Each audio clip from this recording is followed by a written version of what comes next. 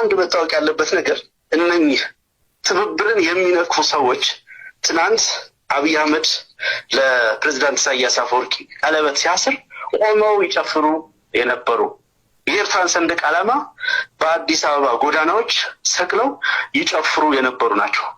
ከአማራ ጋር ከአማራ ሊቃን ጋር ሂሳብ አወራርዳለሁ ብሎ ከፎከረው ጌታቸው ረዳ ጋር ተቃቅፈው የሚውሉ ከሱ ጋር የፖለቲካ ምክር የሚመክሩ አብረው ማዕድ የሚቆርሱ ሰዎች ናቸው ዛሬ ስለ ትብብር ሊመክሩ ሊተቹን የሚነሱት።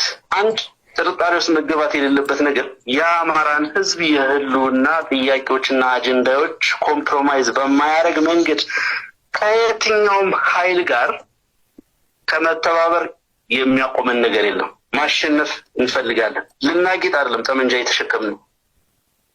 የመሞት ሱስ ኖሮብን ወይም ደግሞ መሞት መስዋዕትነት መክፈል የ40 ቀን እድላችን ሆኖ አይደለም። ዛሬ የግል ህልማቸውን እየተው በርካታ ወጣቶች በየአውደ ውጊያው እየወደቁ ያሉት ህዝባቸውን ነፃ ሊያወጡ ነው። ጊዜው የሚፈቅደውን ማንኛውንም ትብብር ማንኛውንም ስልታዊ ትብብር ማድረግ ተገቢ ነው። አቅማችንን እናውቃለን፣ ልካችንን በሚገባ እንረዳለን።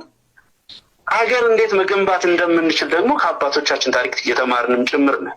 ኢትዮጵያ የነበራትን ሞገስ ተሰሚነት በዓለም አቀፍ ተቋማት ከሊግ ኦፍ ኔሽን እስከ የተባበሩ መንግስታት ድረስ ከአፍሪካ አንድነት ድርጅት እስከ አፍሪካ ህብረት የነበራቸውን ሚና የምናውቅ ሰዎች ነን። ሀገር በጋራ እንዴት እንደሚገነባ እናውቃለን። ከሌላው ህዝብ ጋር እንዴት እንደሚኖር እናውቃለን።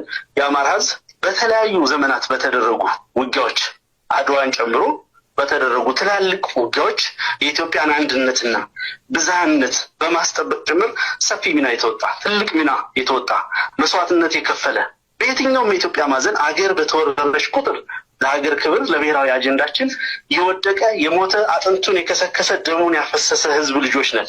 ስለዚህ ኢትዮጵያ እንዴት እንደምትኖር ኢትዮጵያ ወዴት መሄድ እንዳለባት ከነማን ጋር መስራት እንዳለብን ምን ስናደርግ ምን ስልታዊ መንገድ ስንከተል የተሻለ ነገር ማግኘት እንደምንችል ማሰላሰል የሚችል አእምሮ ያለው ሊደርሽፕ ነው ያለ። ስለዚህ የአማራውን የቆየውን የአማራ ህዝብ ኑባሬ ማጽናት የሚችል የበቃና የነቃ ትውልድ ስለሆነ በሁሉ መንገድ ሚዛኑን የሚጠብቅ በሁሉ መንገድ ሌላውን የማይገፋ ህዝብ ልጆች ነን።